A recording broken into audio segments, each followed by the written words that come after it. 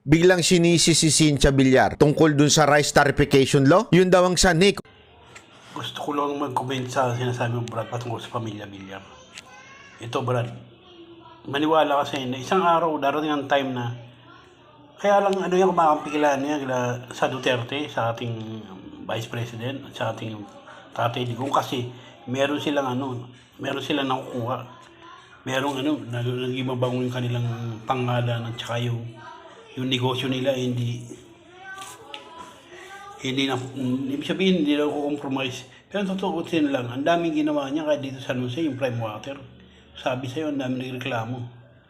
Kaya blessing in disguise yan sa amin na tanggalin yung nabalitaan ko na dito nga kinansilan na raw yung kontrata ng water, city water namin tsaka yung Prime Water.